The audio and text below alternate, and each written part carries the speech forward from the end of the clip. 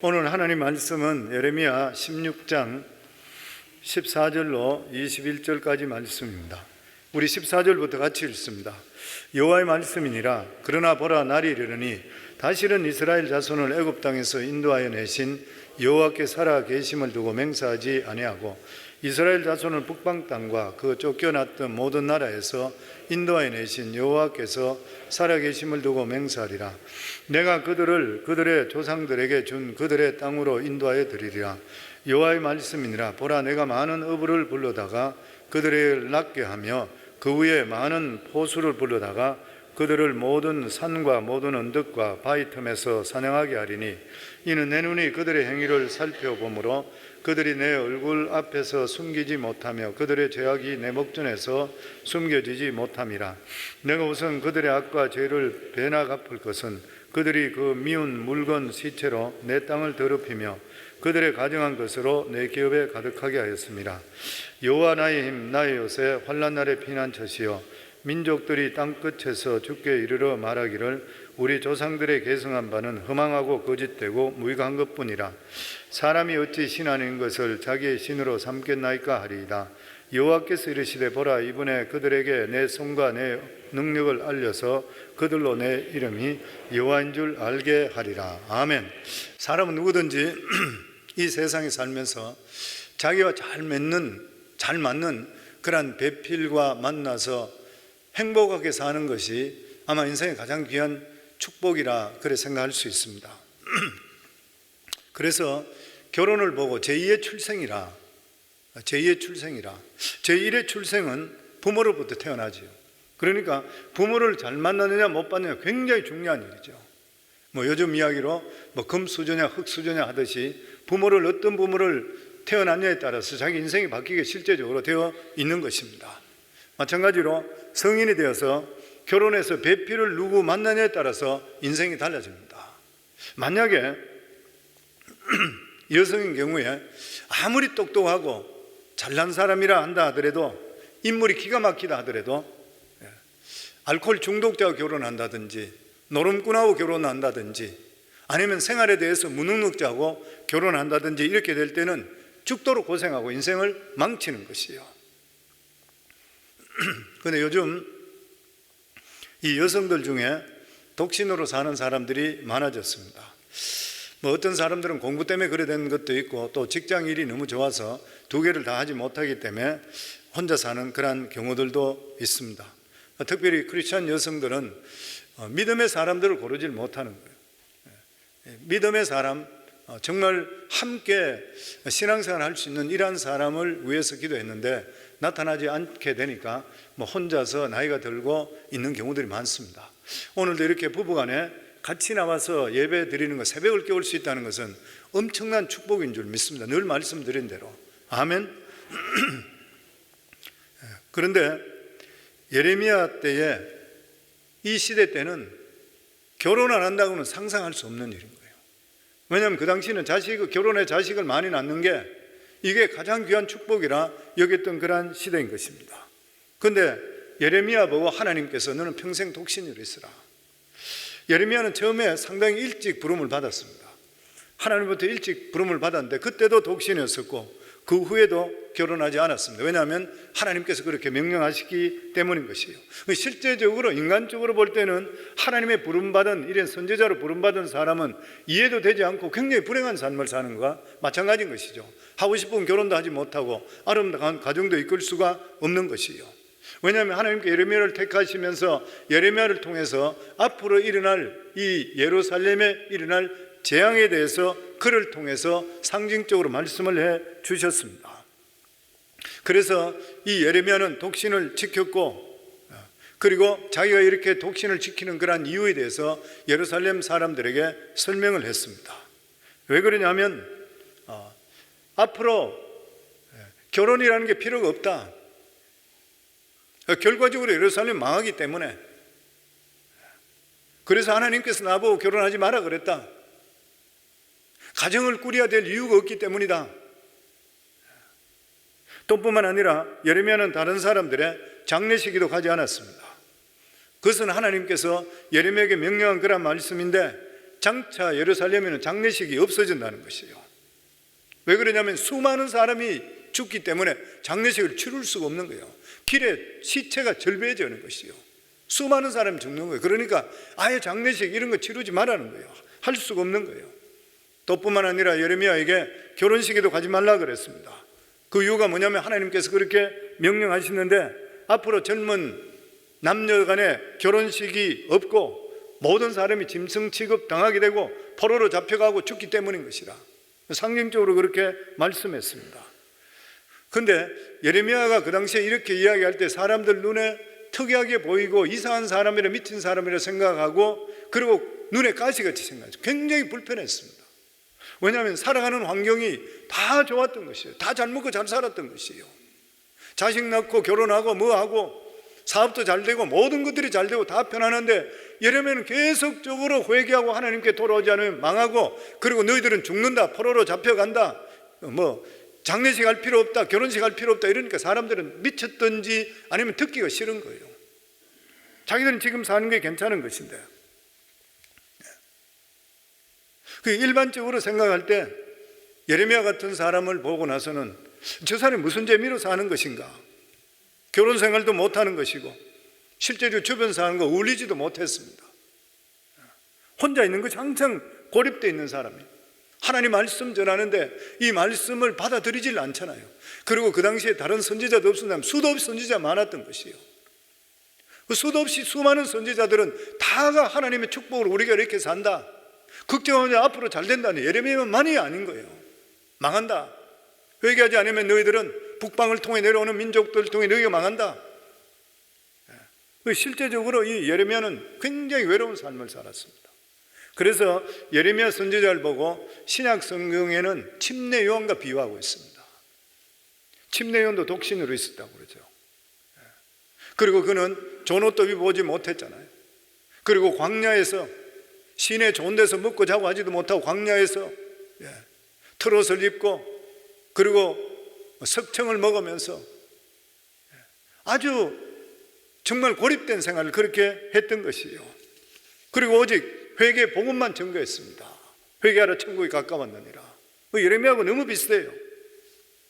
나중에 헤롯을 통해서 목까지 잘려 죽어버렸잖아요. 오늘 하나님께서는 예레미야 선지자를 통해서 유다 백성들에게 재앙을 선포합니다.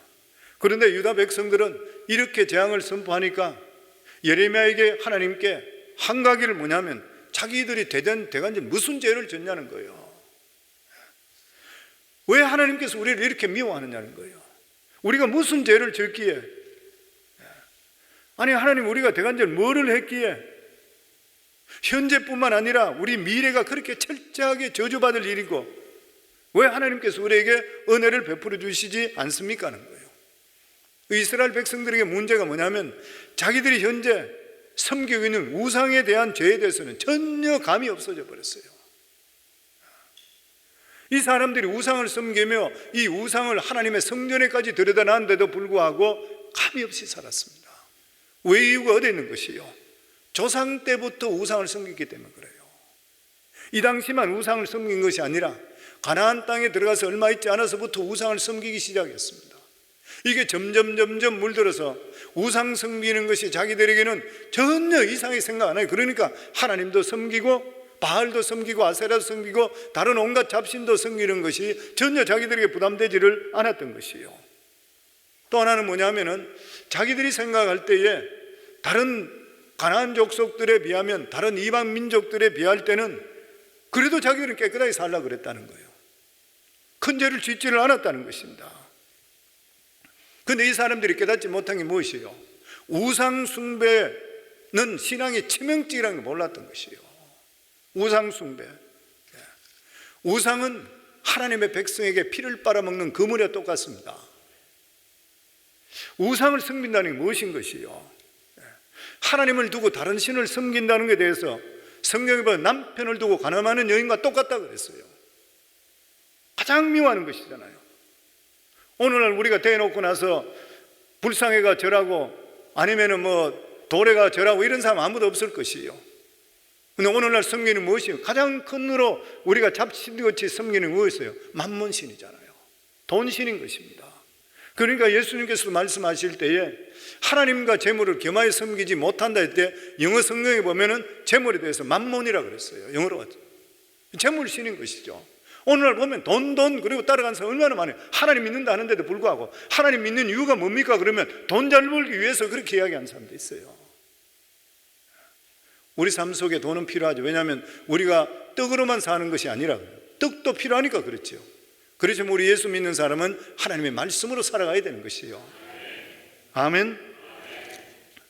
실제적으로 이 우상은 유다 백성들의 능력을 빼앗아가 버린 것이고 신앙의 양심을 다 빨아먹어 버렸습니다. 왜냐하면 하나님께서 가장 싫어하는 것이 우상이기 때문인 것이에요. 그래서 우리가 돈에 너무 따라가 버리고 하나님 별 아닌 것 딴 것에 대해서 심취 하는 순간에 우리 속에 있는 하나님의 영역이 떠나기 시작합니다. 어느 순간에 빈 껍데기가 되어버려요. 우리가 하나님을 떠나게 하려고 하는 가장 효과적인 방법이 뭐냐면은 우상을 끌어들이는 것이요, 돈만 따라가는 것이요, 무엇인지 간에 하나님 외에 다른 것에 대해서 따라가 버리는 거예요. 그러면 나도 모르는 사이에 내 속에 있는 하나님의 영역이 떠나기를 시작하는 것입니다. 그래서 우상을 보고 우리 삶의 영적 거물이라, 영적 거물이 붙어서 계속적으로 피를 빨아먹고 나중에 껍질만 남기게 되는 것이요. 하나님께서는 이러한 유다 백성들에게 두 가지 계획을 가지고 계셨습니다. 그 하나가 뭐냐면 철저하게 심판하는 죄에 대해서 완전히 박살내요. 완전히 그냥 없애버려요. 실제로 없어졌잖아요. 북이스라엘 남유다 완전히 망해버렸습니다. 나라를 잃어버렸잖아요. 포로로 잡혀가 버리고 수많은 사람들이 그냥 길바닥에서 죽어버렸고 엄청스러운 일이에요. 그러니까 철저하게 심판하고 완전히 새롭게 개조해버려요. 그러고 나서 이 심판에서 하나님께서 빼서 옮겼던 사람들, 포로로 잡혀갔던 그런 사람들, 그리고 나중에 유다에 남아있던 그런 사람들, 그리고 이방인들 다시 모아서 하나님의 나라를 새로 세웁니다. 이게 누구냐면 예수 그리스도를 통해 우리 같은 사람이에요. 하나님의 놀라운 역사가 임했던 것입니다. 우선 오늘 성경에 보면 하나님은 죄를 심판하십니다. 우리 16절 17절 말씀 같이 읽습니다. 여호와의 말씀이니라 보라 내가 많은 어부를 불러다가 그들을 낫게 하며 그 후에 많은 포수를 불러다가 그들을 모든 산과 모든 언덕과 바위 틈에서 사냥하게 하리니 이는 내 눈이 그들의 행위를 살펴보므로 그들이 내 얼굴 앞에서 숨기지 못하며 그들의 죄악이 내 목전에서 숨기지 못할 것입니다. 일단 죄를 저질러 놓으면 하나님의 심판을 피할 수가 없는 것이요, 이 세상 어디서도 감추거나 은폐할 수 없는 것이 죄인 것입니다. 아무리 권력이 가지고 있는 사람이라도 한 번 죄가 드러나면 심판받을 수밖에 없는 것입니다. 그런데 하나님께서는 이스라엘 백성들에게 죄를 처리할 수 있는 시설을 주셨어요. 이게 뭐냐면 예루살렘 안에 있는 성전입니다. 하나님께서는 예루살렘 안에 성전을 주시면서 그곳에 들어가서 내 죄를 자백하고 정해진 제사를 지내고 성전 안에 있는 뿔을 잡게 될 때에 하나님께서 우리 죄를 사해 주시는 것이에요. 그런데 이스라엘 백성들은 하나님의 이 주시는 은혜 우습게 여기고 죄를 짓는 것을 우습게 여겼어요. 그러니까 성전에다가 우상을 돌려버렸어요. 성전을 우상으로 더럽히는 것이에요. 성전에다가 우상을 더럽혔단 말이 뭐예요? 죄를 씻을 수 있는 장소가 없어져 버렸습니다. 자기들이 근성적으로 교회 성전에 들어와서 자기들이 제사를 지냈지만 거기에 딴 우상이 같이 있어가 있어요. 그러니까 이거는 완전 성전을 망쳐놔 버렸던 거예요. 하나님과 그들 사이에 우상이 가려져 있어요. 그러니까 아무리 적은 죄라도 용서받을 수 있는 길이 없는 것이에요. 성전에 무엇입니까? 하나님의 용서와 은혜가 샘터서치 흘러나올 수 있는 것이 바로 성전인 것이에요. 이 세상에 다른 것은 더러워진다 하더라도 성전이 깨끗해야 돼요. 그러면 이 세상은 소망이 있는 것이에요. 그런데 우상이 가로막혔습니다.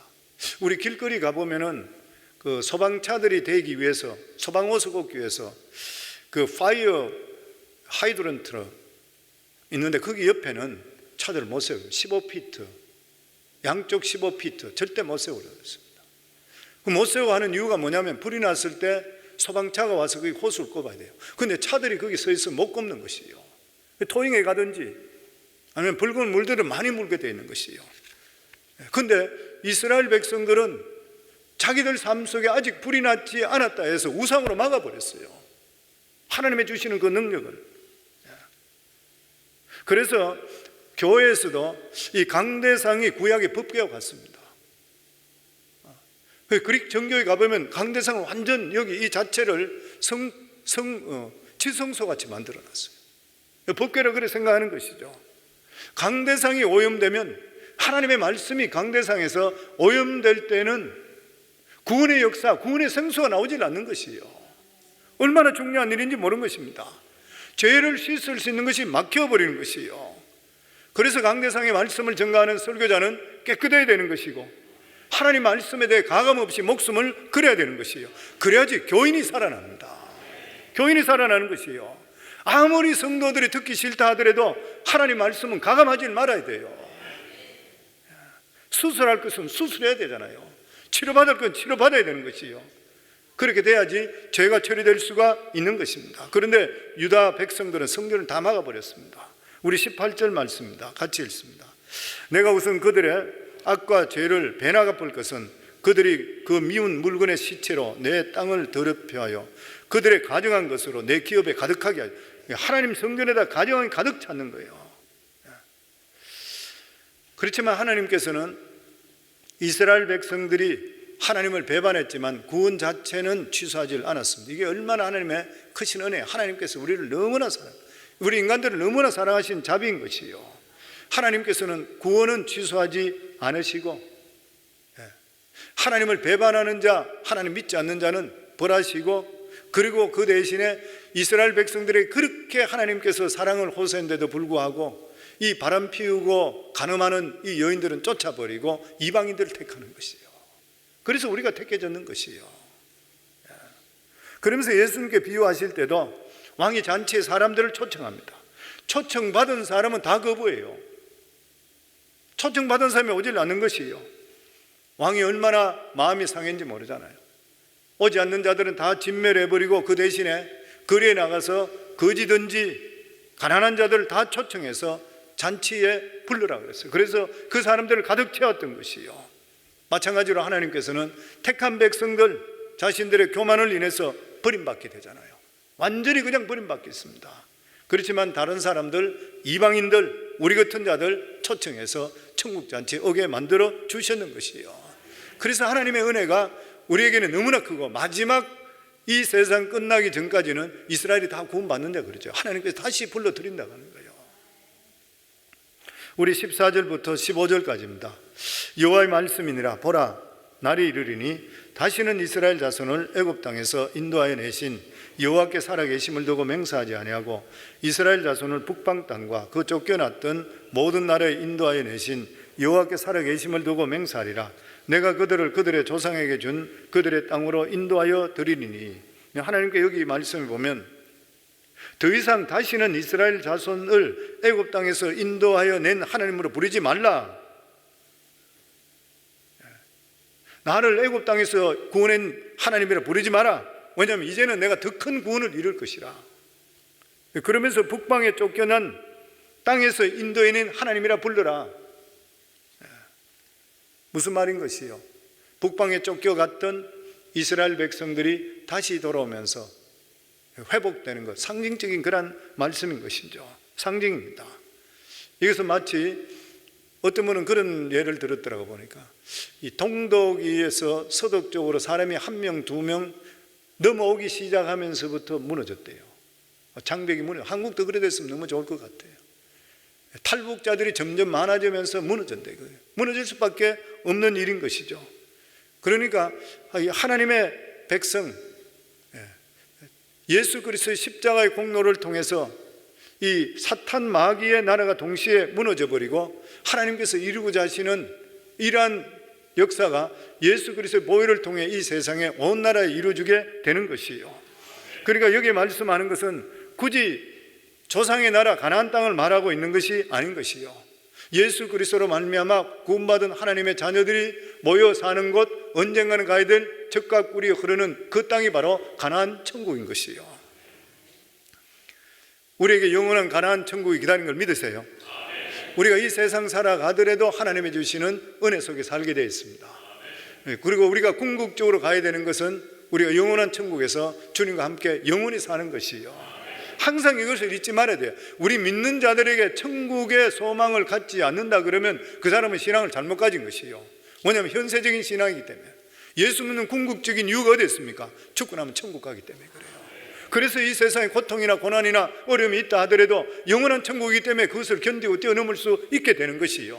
그게 아니고 내가 지금 사는데 내가 우선 돈 잘 벌고 잘 살고 자식 잘 데리고 하는 것 때문에 현세적인 일반 종교가 틀린 게 하나도 없어요. 저희들에게는 우리가 이 세상에 어떤 삶을 살았다 하더라도 예수 그리스도 보혈의 공로 때문에 우리가 영원한 천국에서 우리가 죽지 않고 아프지 않고 슬픔 없는 그곳에서 주님과 함께 할 줄 믿습니다. 아멘. 그리고 우리 19절 말씀입니다. 20절까지 같이 읽습니다. 여호와 나의 힘 나의 요새 환난 날의 피난처시여 민족들이 땅끝에서 주께 이르러 말하기를 우리 조상들의 계승한 바는 허망하고 거짓되고 무익함뿐이라 사람이 어찌 신 아닌 것을 자기 신으로 삼겠나이까. 하나님은 어떤 분이라고요? 여호와는 나의 힘이 된다고 그랬어요. 나의 요새가 돼요. 그리고 여기 환난 날의 피난처가 된다고 그랬어요. 아멘. 여호와가 나의 요새 되시면 아멘 하시기 바랍니다. 나의 구원의 뿌리 되시면 아멘 하시기 바랍니다. 나의 산성이 되시면 아멘 하시기 바랍니다. 아멘. 주님께서 우리를 숨겨주시고 우리를 일으켜주시고 우리를 보호해 주시는 것이에요.